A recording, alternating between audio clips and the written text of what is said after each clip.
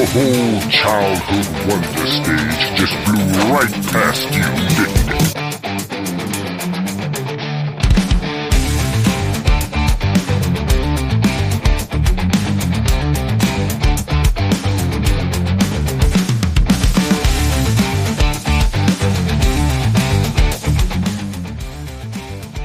Hello, good morning, good evening, good night, dear listeners. What's this?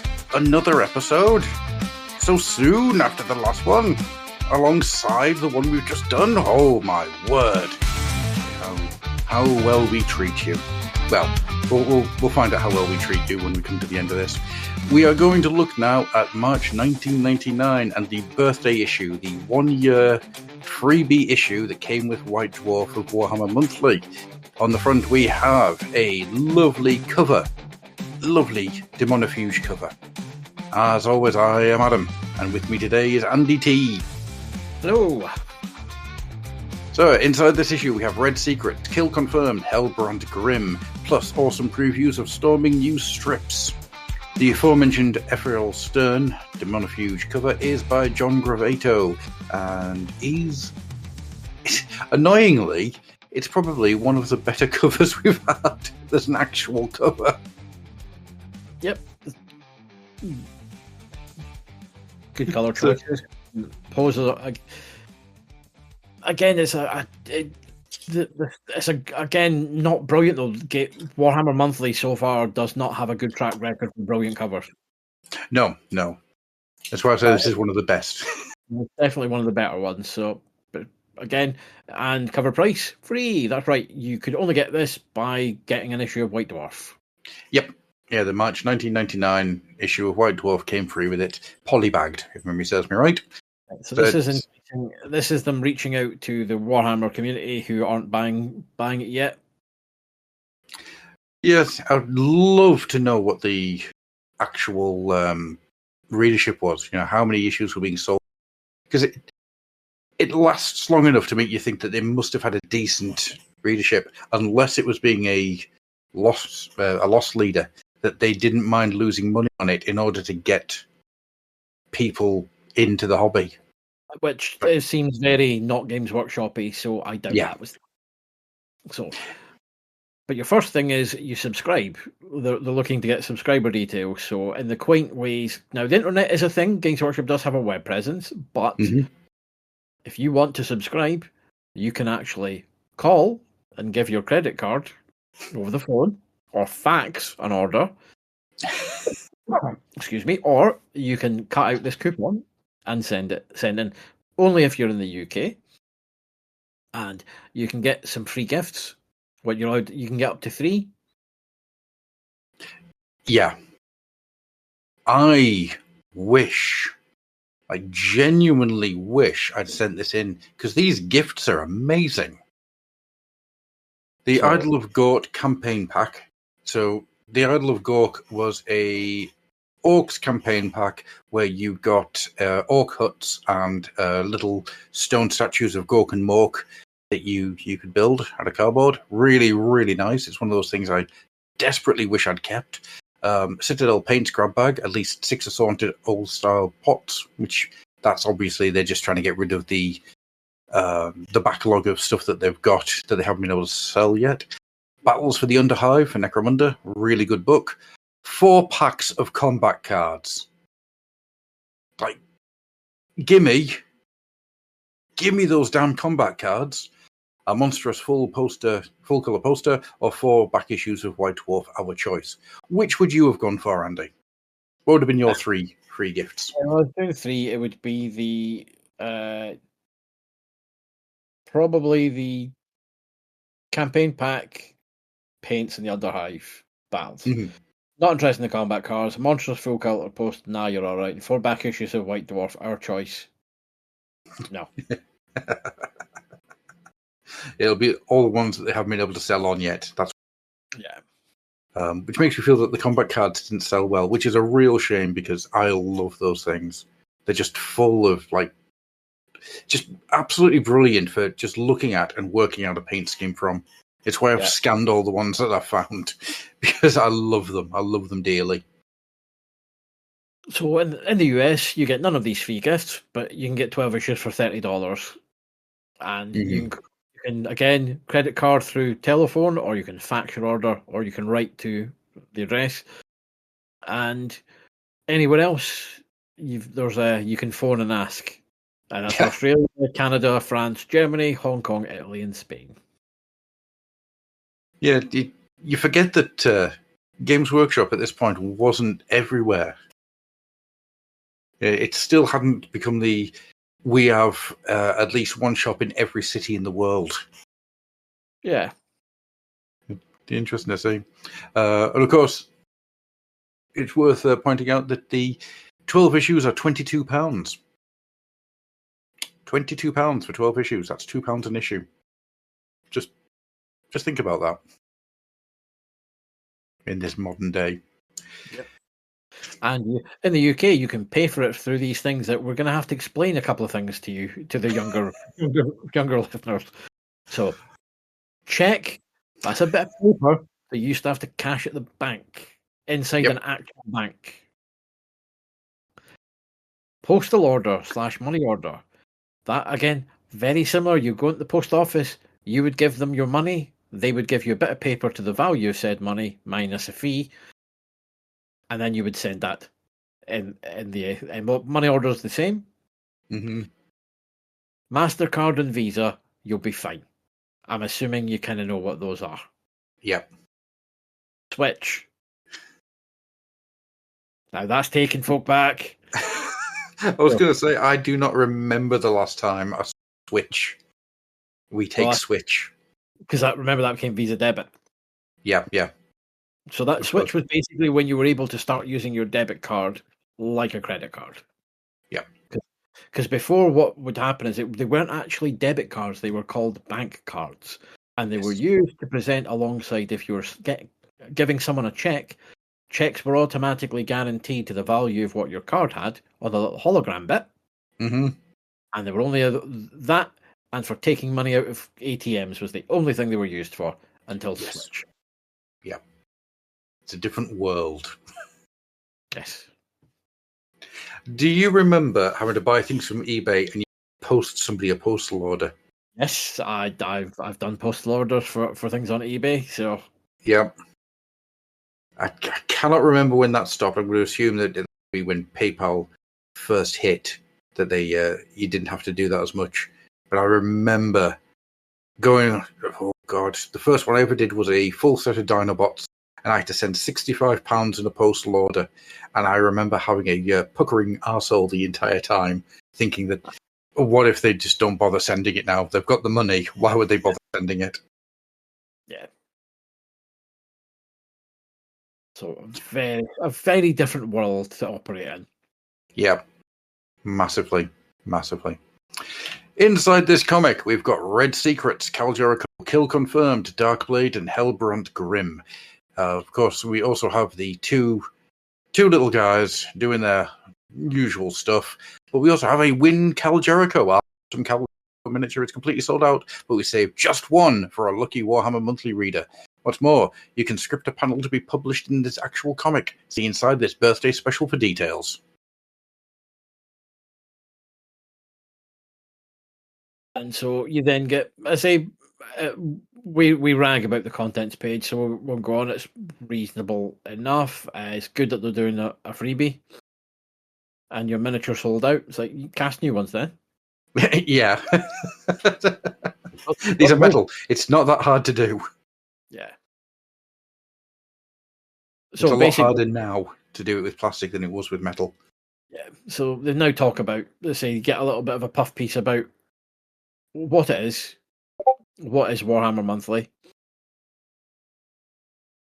And basically, if you're already a fan, feel free to regard it as a way of saying thank you for supporting the comic. And if it's your first glimpse of the monthly, here's what you've been missing. Good, isn't it? I do like the fact that you've got the all action every month. I think that's he's trying a bit hard there, I think.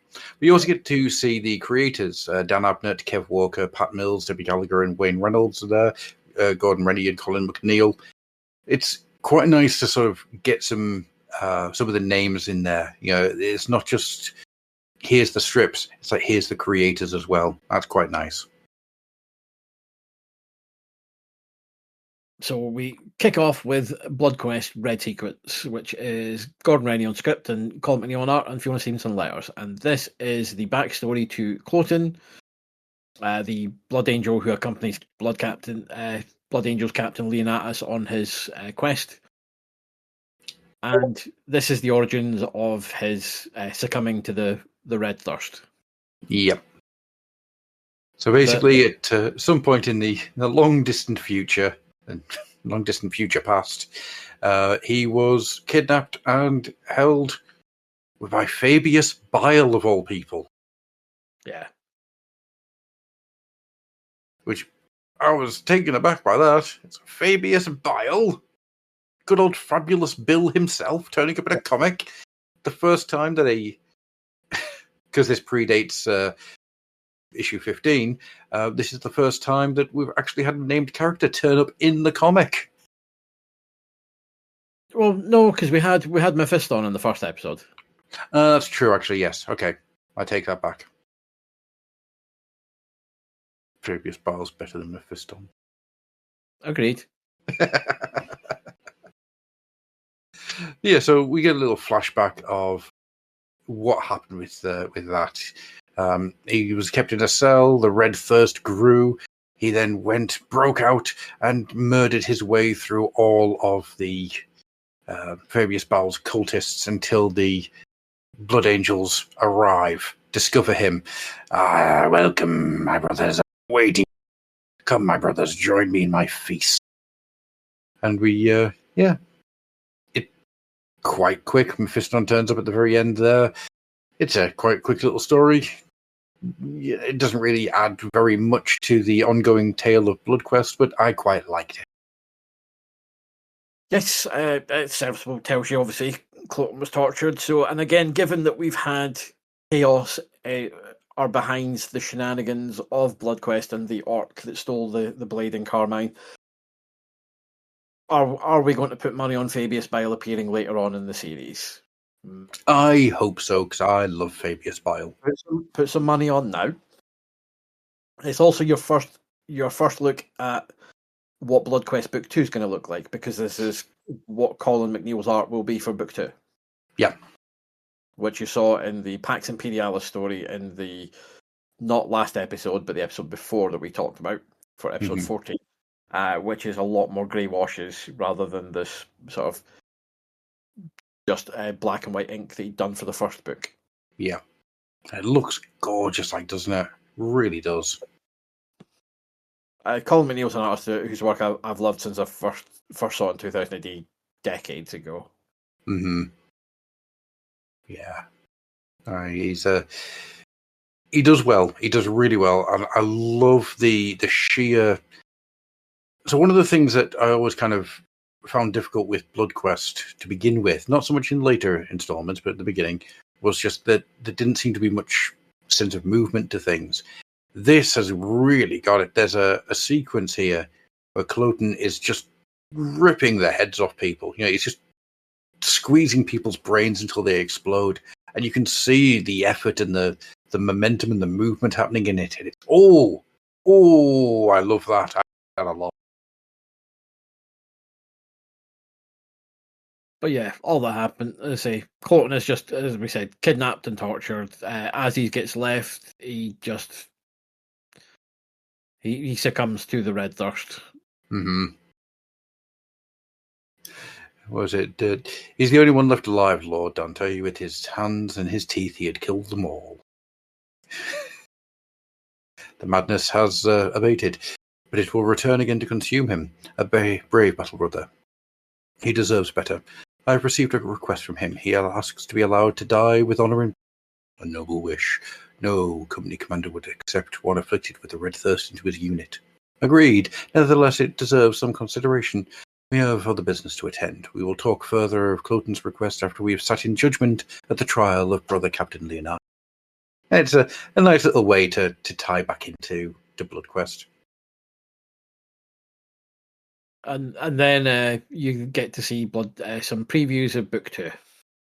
Yeah. Holy crap, does that look good? Yep. That's it. That's what I want Blood Quest to look like. Jeez. Yum, yum, yum, yum, yum. just drinking it in. Yeah, all in all, I'm excited. Genuinely, if you'd said it issue 1 of Warhammer Monthly that I'd be excited for book 2 of Blood Quest, I would have called you a fool. A fool and a liar. But no, I am. I'm genuinely looking forward to it. Looking forward to it coming back. Issue 17. Now, we move into some Cal Jericho.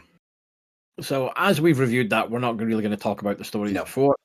Cal, again, if you're listening to this episode, you should be up on this by now. But just to be new listener friendly, Cal Jericho is very much a character in the Han Solo, Nikolai Dante of 2000 AD fame. Your lovable rogue, not entirely fallible, but heart of gold, but still a little bit shady. He's in a sequence of one-offs. Very light. The art's fantastic. Great cartooning from Karl Kapinski. It has been probably this, in terms of consistency, it's the best thing that's been in Warhammer Monthly, because it's the only one that we've not actually had to dig out for anything. No, they've been solid all the way through. Yeah, they've also all been one and done shots, so it's worth pointing that out. Up until now, because the next page we actually get told that Carl's back soon in a brand new 4-part adventure from Gordon and Carl. The Motherlode. A legendary horde of Archaeotech lost in the ash wastes. It's no more than a myth to the denizens of High Primus. Powerful Gildor Guzman Ludd has plans to find the horde and make himself the richest man on Necromunda. And guess who might know where to look? I'm looking forward to seeing Cal get a 4-parter. Yeah. Really looking forward to that. 4-parter coming back in issue 19. So just let you know, that's what's on the horizon. And then what you get is the competition, which is win the last Cal Jericho miniature until we repress it, and write a line in the next Cal adventure. Yep. So you have no more than 6 words. Fill in the empty speech bubble from the issue 15's Cal Jericho story, where Cal's saying, "Excitable sort, aren't they? Don't you think you should be getting out of here? Don't tell me you're worried about." So, Andy, what would have been your choice? I'd have just said something childish and fucking filthy. See, the one I've got is something along the lines of "Feel the taint." To continue a long-running joke of this show. I'd probably go with a fine quote from Chewing the Fat. A Scottish sketch comedy show from Makers of Skildame, and just have that, you couple of fannies. I wonder what actually won. I hope we find out. Competition closes April 26th. So we should know in 2 issues' time of this time of recording if they tell us who wins or not. Yes. Do you know what's on this page that makes me really nostalgic? Back issues. Not the back issues, although they do. There's one thing here that when I saw it, I felt really nostalgic for a time that is long gone. And that is, send your answers on a postcard to Jericho Compo. It's like 1 entry per person. Yep. Just decision is final. So I'm whining from you, pathetic worms. I don't know. I didn't expect to have a nostalgic response to send your answers on a postcard and then have it followed up with Compo. You don't hear Compo anymore. Well, not unless you're watching Last of the Summer Wine reboots. Yep, back issues, and interesting to see what ones are available. Yeah, issues 1, 2, 3, 4, 5, 7, 8, 11, 12, 13. Somebody bought up a lot of issue 6. Now, issue 1 you would imagine would have been massively printed, so that's not surprising. Yeah. But again, say order these Bakush, just call your local Games Workshop mail order hotline. Imagine calling a hotline nowadays. God damn it. It's a different world. I don't like this entire passage of time. It's like, do you want a phone? Nah, you're all right. Send me an email. Send me a text. Yep. The next story we've got is Kill Confirmed, script by Jonathan Green, art by Paul Staples, and letter by Fiona Stevenson. And it is a short tale of a Necromundan spire hunter working his way through the Underhive, being attacked by giant possible rat person. I'm not entirely sure on that one. Using all of the tricks of his trade, finding the target, shooting and punching the shit out of it until it stops moving, finding a bigger monster that's there to kill, and having his head ripped off. Because at the end of the day, it doesn't matter how good your armor is, there's always going to be a bigger bastard in the Underhive. Yep, it's a nice, serviceable one-off. I do like the use of the original Mac font for the computer commentary. Yep, I noticed that. Well, that's the first thing I noticed on the page. It's a bit of fluff. That's it. It's not awful. It's not great. It's all right. Yeah, it's just a nice little one and done. The art by Paul Staples is quite nice, although it's a little messy at times. I like it when there's a more negative space to play with. I think when it gets really darkened out, it's difficult to fully see what's going on, to fully register what's happening.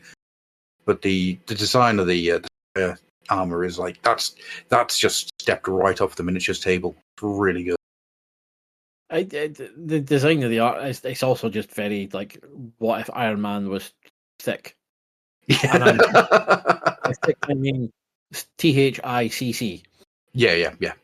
Don't look at my browser history. That's a very generic exoskeleton suit of armor type thing. So there's not. It's one that this could be anywhere. It doesn't have much of a flavor of 40k, which we kind of talked about a lot. It could be, aside from the mentions of the Underhive. I mean, by this point, you kind of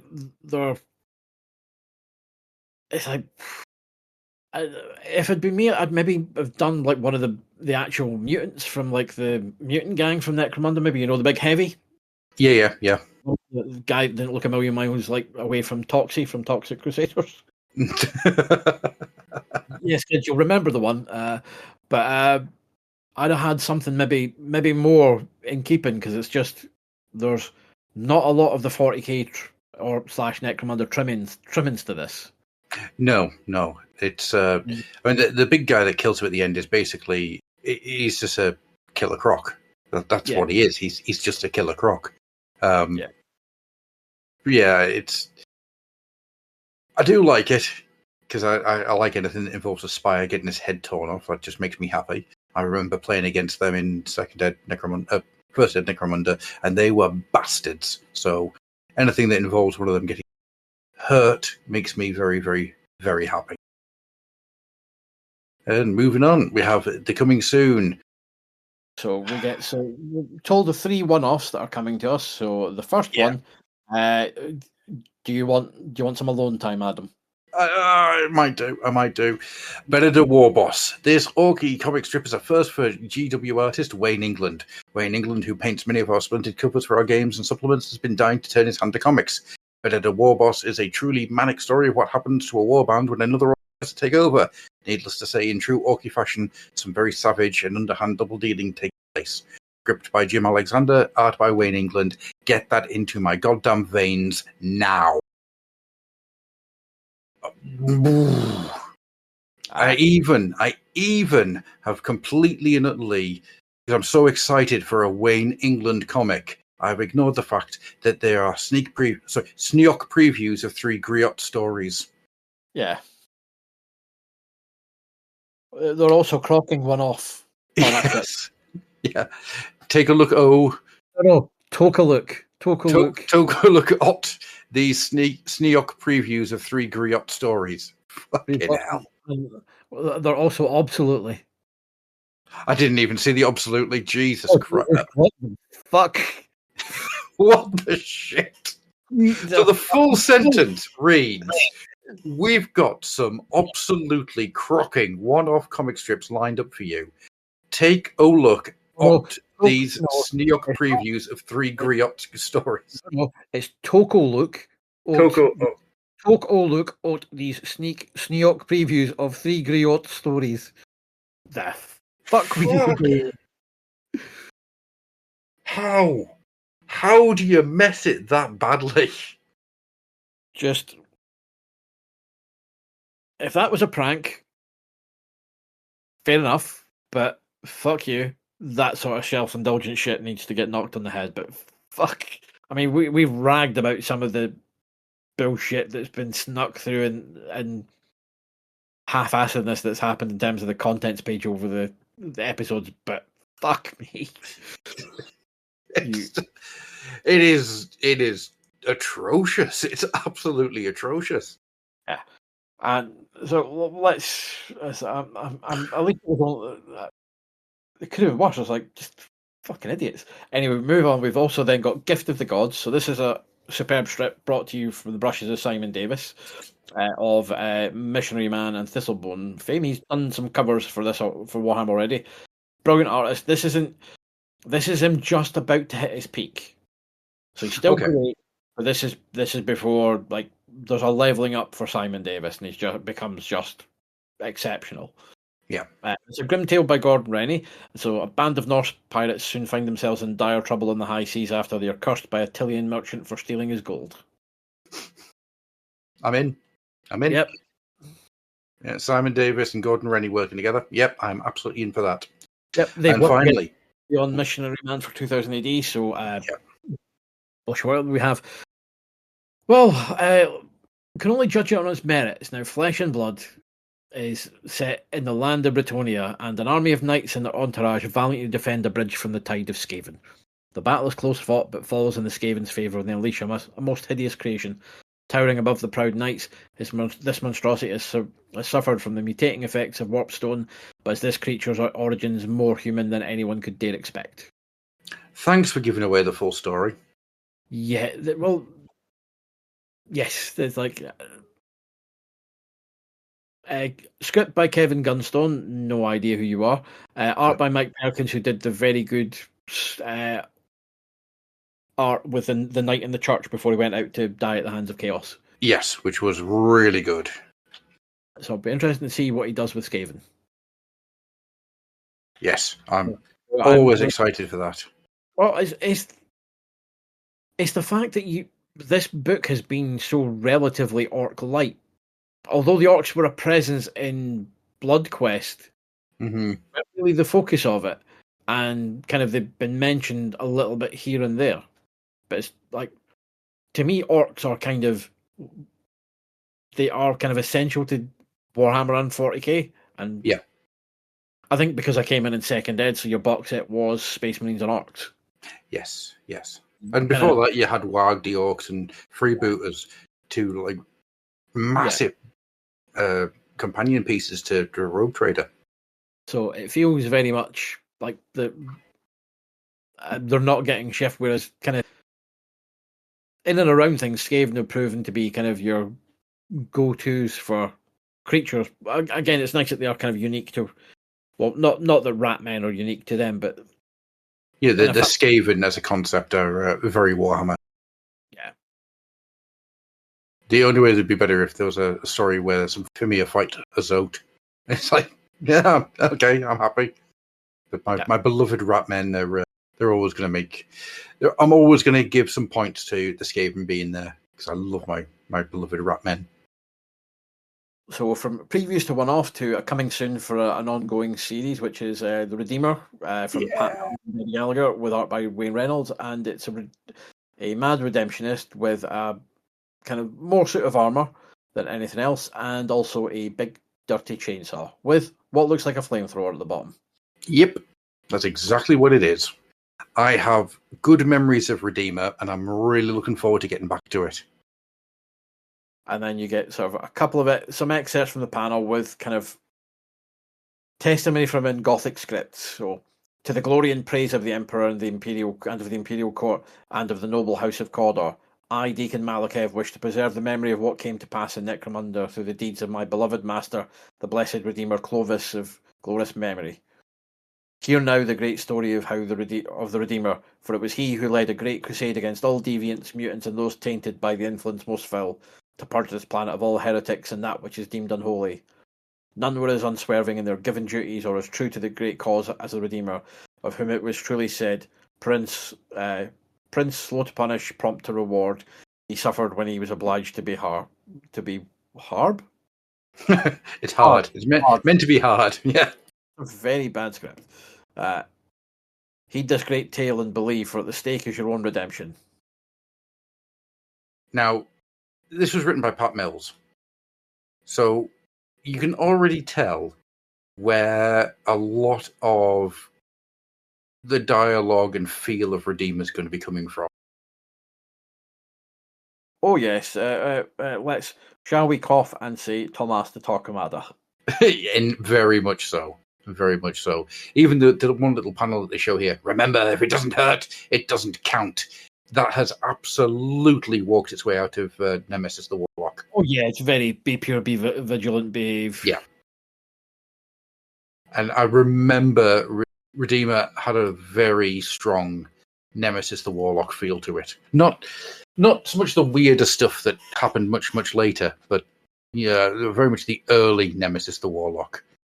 It feels like it's just there. It's Nemesis the Warlock with the serial numbers filed on. And for some reason, they tell us that a new Darkblade story starts in issue 14. Here's a classic earlier episode while you're waiting. This is known as a lie. This is definitely an earlier episode, but I refuse to call it classic. But remember, our copy of Warhammer Monthly has that strap line above it. So I don't know if the scans had to use it from the same one, or that was a mistake. Oh. Yeah. Ah, yeah. That's a good shout. So I think potentially our scan may be using some of the same sources. Maybe. But yeah, it's Darkblade, and then we get a yeah, it's not the worst get you up to date that we've seen. Yeah, it's easy to read. It's all there. There's not really much to say about it. It is completely functional. Yeah. I won't go through reading all of it because there's not really much point. But so just gets you up to date on Darkblade. And the story, by the way, is the one where he breaks into a Dark Elf castle and kills everybody inside, including his dad. So yeah. Next up, we've got Titan. Titan, the continuing adventures of Precepts Hecate and the rest of the crew of Towering Warlord. Oh my god, they've done it again. And the rest of the crew of Towering Warlord Titan.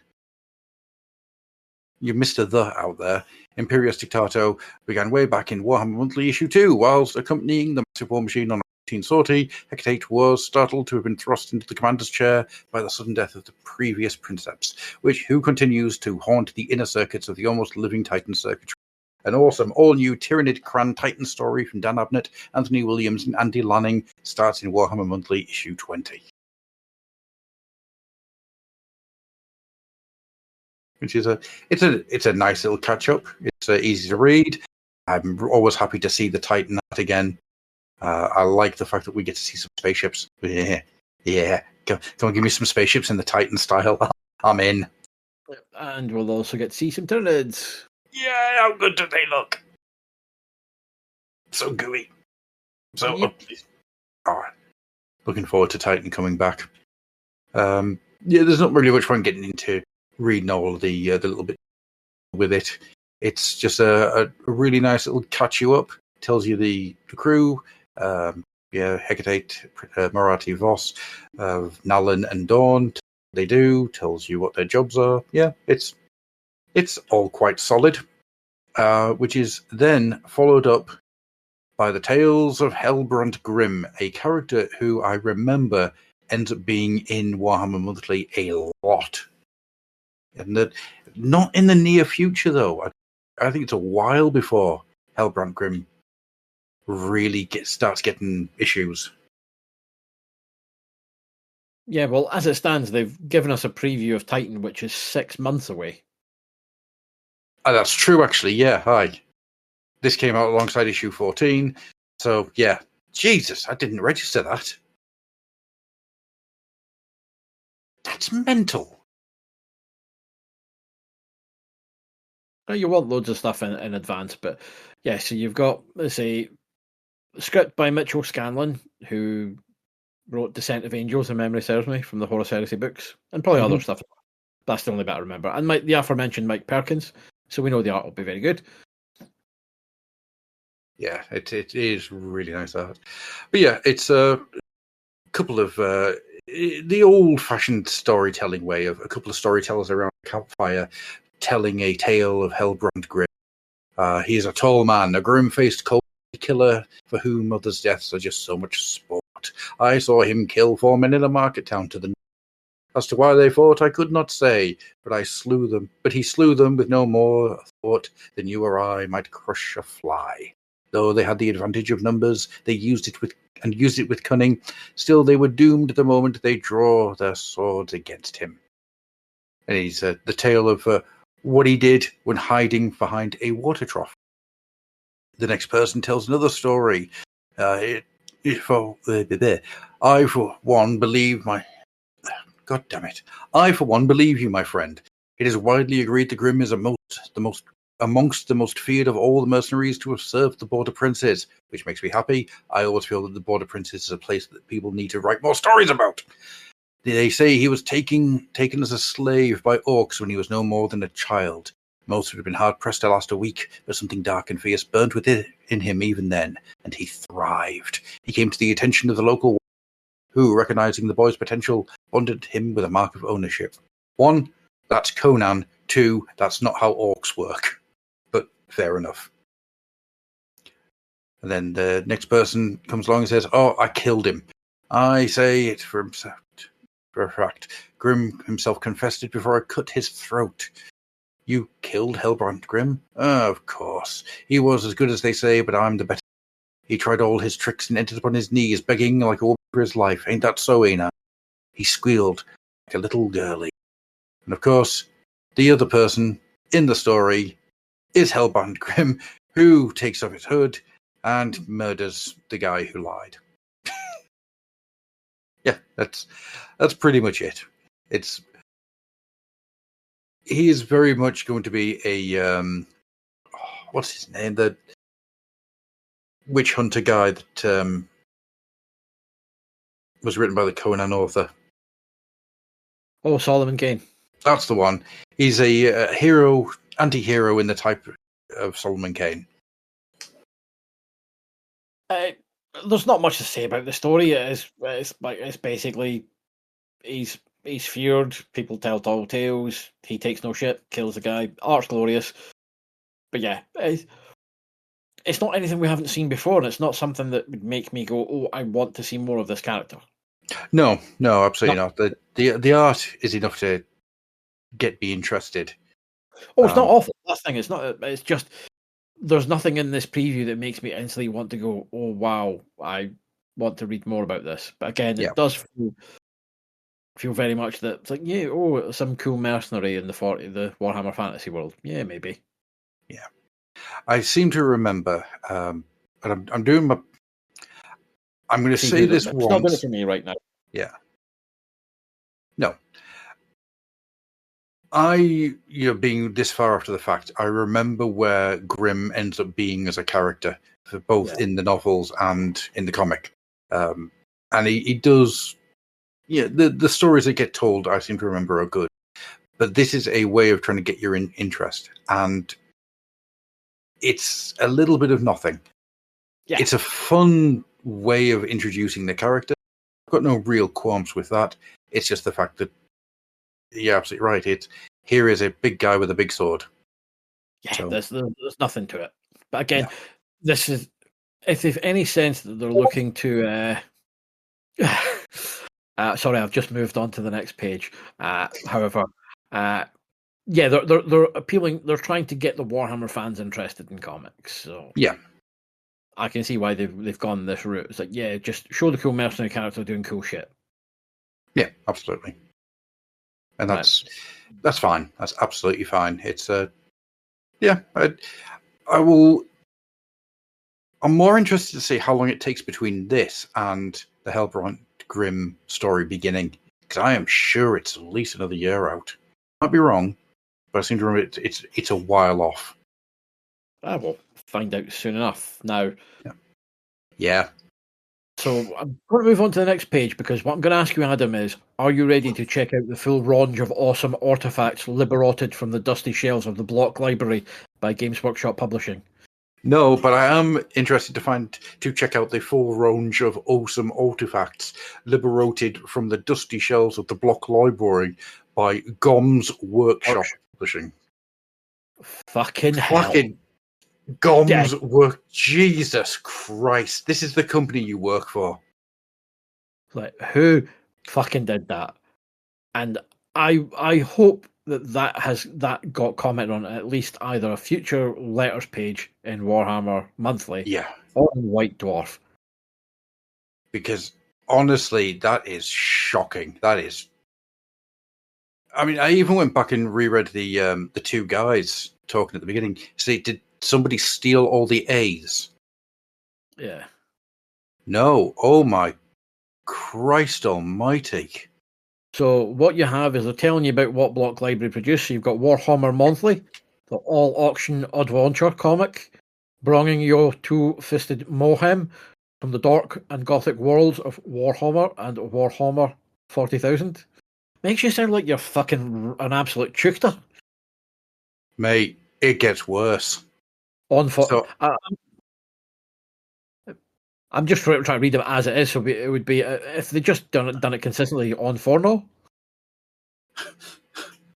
Right, I've gone back to I was saying that I looked at the two guys talking at the beginning, to see if there was like a joke going on in there that maybe somebody had stolen the A's. Right. For anyone who's done it, we don't tend to read them because they make our blood boil because they're really fucking shit. It smells like someone's boking. That's a sentence in here. Bone blowed, you pompous ultramarine. I must admit that you are correct. It's been whole delightful year since Anui of my experiment in the darkest of Koos magics. What the shit is going on? But remember, but if you get it smells like someone's boking. Yes. Now, for anyone for those of our listeners who may be from not in the UK, boking is turnaround for is for wanting to be sick, coughing so hard you're spewing. Yeah. Ease me the book. It's a more Scottish word than anything else, but it's made its way down south because, well, we expect. But yeah, the darkest of chaos magics transported me to this beautiful realm between the worlds.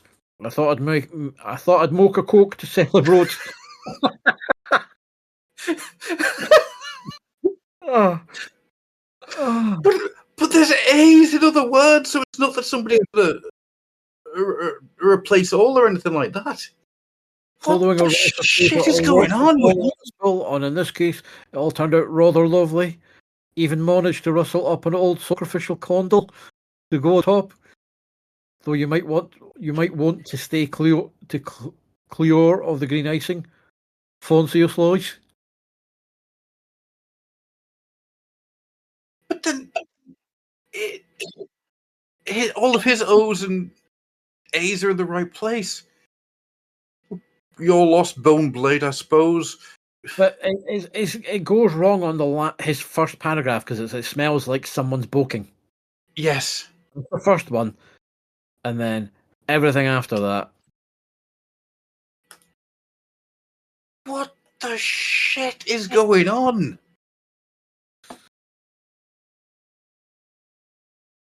Oh, right. We need to go back. Page 3, the Warhammer Monthly thing is it's Nat every day. Yeah, that a free hammock full of Yar White Dwarf. What's this first birthday special issue all about?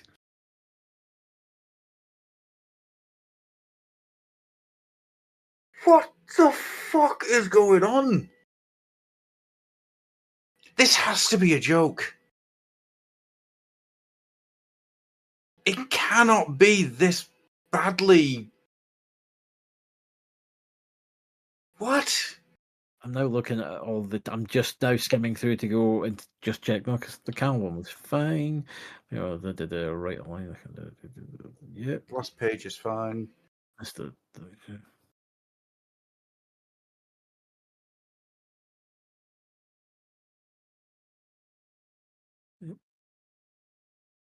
yeah, this is. It's just those. That's fucking mental. It's insane. It's genuinely insane. It has to be a joke. You cannot screw up that badly unless it's on purpose. Yeah. It's not physically possible to fuck something this badly. Yeah. What the fuck? Well, I've got a whole heap of things I can use the name of this issue. Yeah. This episode. It smells like someone's boking might be the winner. Although I do quite like Dorcas of Chaos Magics.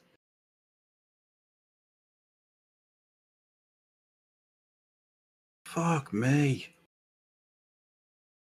I'm glad I don't censor this show and allow the swears to live. Because bloody hellfire, that is atrocious. That is... Just, it's like...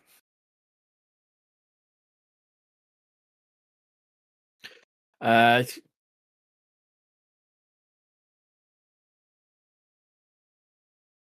was wondering if there's something gone wrong with the scan or something, but I don't think it has. It's not the scan, because with the A's on that is... I have no idea. Because all the O's seem to be a slightly different font as well. They've got an italic to them. Oh no, not all of them. Only Jesus Christ. The more I look at this, the more I'm getting baffled and annoyed.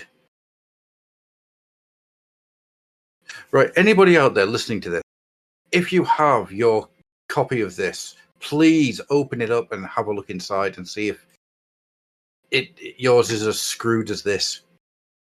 Because honestly, I don't understand. I don't understand how anybody can create awesome artifacts to be liberated by Gom's workshop limb. Oh my god, just fucking hell.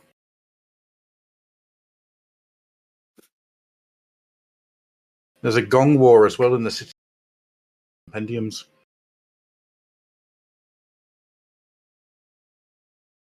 Yep.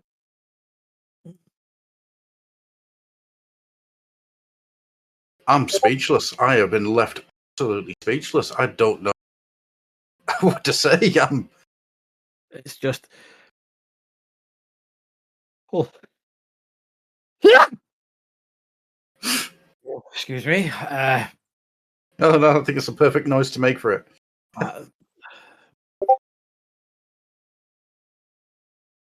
Wow.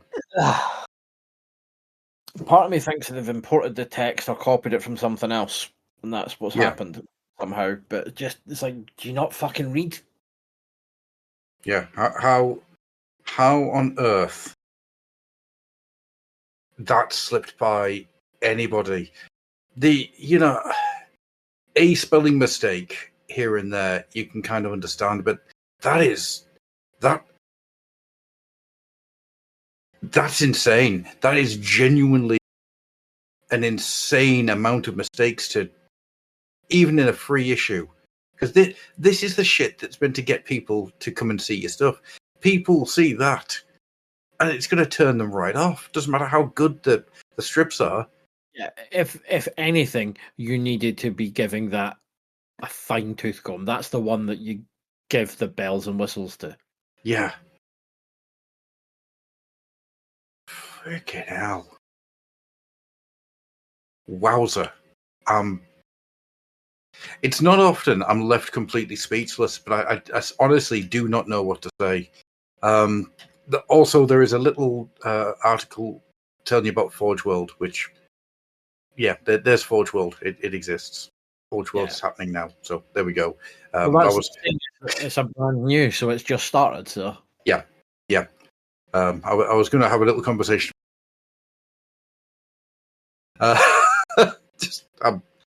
And then final page, Darkblade returns, which, yeah, there you go. He's back. That's issue 14. Issue 14, Darkblade is back. I think we're just going to leave it there because I'm genuinely unable to think. Adam's brain has been broken by that absolute. It's just a shame they hadn't done it on the cover, because quite frankly, the first birthday Marshall Osho. Like it sounds like cover price Fro. I don't know. Myself, I would have liked to have seen some Seagraw Socrates. Rod Socrates. Yeah, some Rod Socrates. Yeah. Cult informed. Hall Broad Grom. Plus awesome provios of Stormong no Strops. Yes. The more you do it, the more brummy you sound. Maybe that's the thing. Maybe they were trying to get everyone to talk in a brummy accent. Depends on what the words are. You either go brummy or chuchter. Yeah, true. Like, just fucking. Jesus Christ. Combed Workshop, you fucking glum motherfuckers. That's the one that's destroyed me. It's the fact that you've got Gom's Workshop has ruined me. I can't think. You know, I could see me chuckling away at Gong War for a while, but having Gom's Workshop publishing this fucking block library, this is who's paying you. These are the people who are paying you to do this job. How do you fuck it this badly? How? This is the shit that even at this time, fan comics weren't fucking up this badly. I don't understand. I need answers because this one's going to sit in my brain for months. I'm also annoyed that we didn't get a Whoa Homer monthly. Yeah, Warhammer. Whoa Homer. Warhammer monthly. Warhammer monthly. Oh, Jesus Christ. Right, okay. I'm out. I've got nothing more I can say other than just being absolutely bewildered by absolute sack of shit. It's insane. Before you go, so Adam, all the roaders will look and find you. Fuck y'all.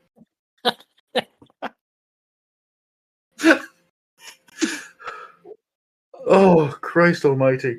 Right. How do we end these things? I've forgotten. I don't know. Who the fuck am I anymore? Andy, where can people find you if they want to replace all your A's with O's? So, listeners can find them all on Blowskull Social at odo2comics.bsky.com.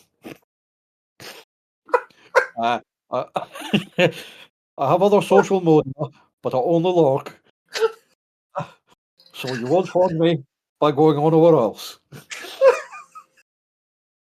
I'm not doing. Oh, you can find the. Adam, where can people find the Fluff and Homer? You're turning Irish with it now.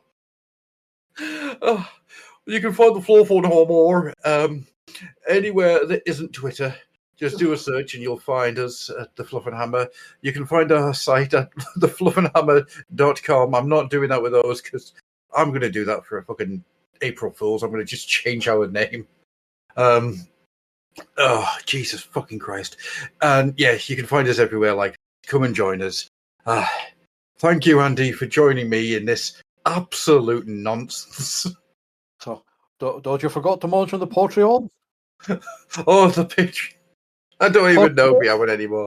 Yes, you can find the Fluff and Hammer Patreon, patreon.com/the Fluff and Hammer. Come and join us for $1, $2, or $10. If you join us for $10, you get t-shirts and mugs. And mugs on toy shorts.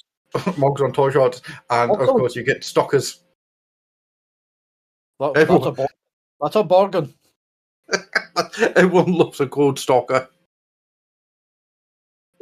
Oh. Thank you, Andy, for joining me. It's been my pleasure. And thank you guys at home for joining us to If You Stole Or. Bye-bye. Bye-bye.